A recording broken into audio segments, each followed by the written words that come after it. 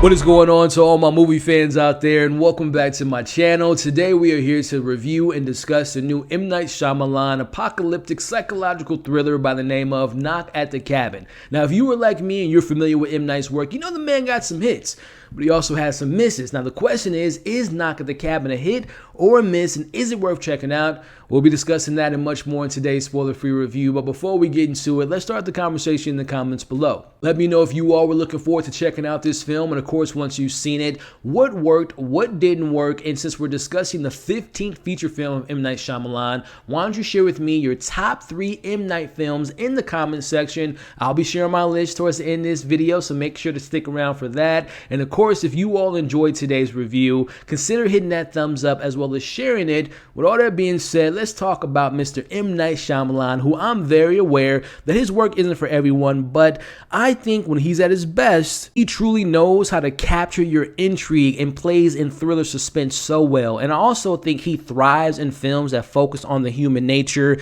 and things attached to believing in something that may be unearthly or unworldly. Now, to me, this film was at its best when it played into this idea of what would you do if you found yourself in this situation? Now, this movie is based on a novel, and the premise is just so fascinating to me. As we meet this family of 3 led by Eric, Andrew, and Wynn, who are on a vacation on a remote cabin, as they're suddenly held hostage by 4 strangers who demand they sacrifice one of their own to avert the apocalypse. And while I was watching this movie, I kept questioning, is this real? Is the apocalypse really going to happen? And the film just does a good job of playing at that premise, as well as doing a good job of playing into the emotions of the situation, and truly kept me on the edge of my seat. Now, I thought this film also did an excellent job of making the audience pick and choose whose side are you on. Now, when it comes to this family we're following, I love them. I bought the chemistry, I bought into the love.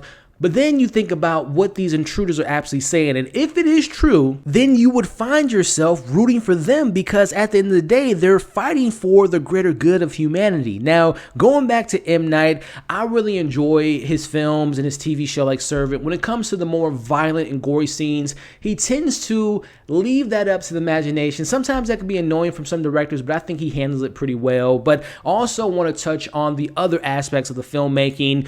We're mainly focusing on one location, which is the cabin, and I thought this film was truly well made. The lighting was great, the sound design was fantastic, the use of the camera, the close-ups, which really intensifies the situation, really well done. Now, I want to pivot over and talk about some of the themes that really work for me in this movie. Now, this movie isn't a religious film by any means, but it does have elements of religion as well as questioning some of these characters' faith. Now, when it comes to that, you're seeing these characters convincing one another that there is something bigger or more important than themselves or loved ones. And when it comes to seeing these characters' beliefs being questioned, you see them attempting to try to convince themselves that what they are doing is true and it is the best thing possible. And we're seeing this back and forth, and to me, it was just so riveting and gripping. Now, speaking of riveting, speaking of gripping, these performances were fantastic. I thought every member of the family was great. Yet again, like I said, I bought into the love, I bought into the chemistry. The invaders, they have their own story, their own narrative. And again, I just thought everyone that was in this cast just did such a great job. They were truly engaging performances. But I do have my standouts, one being Mr. Dave Bautista, as well as the young lady that plays Wynn, Kristen Cui. And when we see them on screen, especially their first interaction, that first scene was just so engaging as well as so unsettling. Again, everyone was great. The little girl was fantastic, but I want to focus a little bit more on Dave Bautista because to me, he stole this entire movie. Dave Bautista manages to be so intimidating, but at the same time, he's so kind-hearted and patient in this movie, and I think this, to me, truly solidifies him as the best actor who used to be a wrestler. To me, the conversation has ended right now with The Rock, John Cena, and Dave Bautista. Dave Bautista is that dude. He is truly a scene stealer in this film. Now, getting to some final points, I will say that I was never truly scared or frightened while watching this movie, but I will say I was very nervous and anxious when watching certain events, especially when it comes to these, what they call rituals that were being performed. And the last thing I want to mention when it comes to the book readers or people that's interested in reading this book, I will say that I will be leaving a video description of this video that explains why they changed the title of this film, and also why they made some pretty big changes to the second half of this particular story. So check out that video. But getting into some of my criticisms here now, by no means what I'm about to say is anything to do with the actual filmmaking, but I will say when it comes to the marketing of this movie, the trailer gives away everything. I'm just going to put it out there. If you haven't seen the trailer, I would highly recommend to not watch the trailer. It's just my advice from me to you. Now, focusing on things about the actual film, I rarely say this, but I do wish this film was longer. It comes in around an hour and 40 minutes, but I wish we could have fleshed out things more, expanded more on the characters, explore more of these visions that these invaders were saying that they're having, as well as answering the whys. Why this cabin? Why these people? I wish that certain aspects was just expanded upon and fleshed out a little bit more. But now get into some things that really kind of stood out to me as far as a negative. I truly believe the first half and the second half of this film were just truly great, thrilling experiences filled with captivating mystery. But unfortunately, the third act comes crashing down and leaves a lot to be desired, especially when you get to the ending. And to me, it just didn't truly live up to the promise of the premise.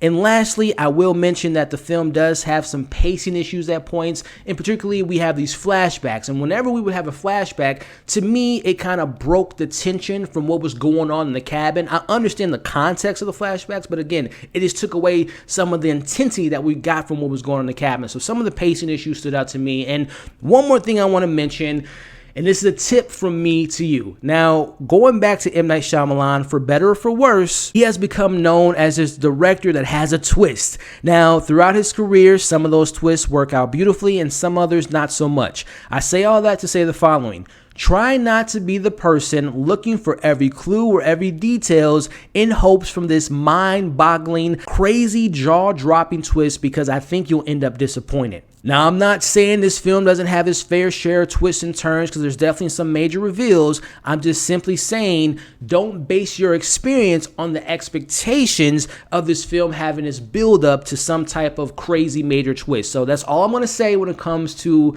looking for certain things in this film. With all that being said, before I give you my score and let you know if I think this film is worth checking out, if you stuck around to this point in the video, I appreciate you. Just a friendly reminder, consider subscribing, hitting a thumbs up, as well as sharing this video and leaving your thoughts in the comments section. Overall, for me, this is M. Night Shyamalan's best film since 2016 Split, and possibly might be in his top 5 films of all time for me.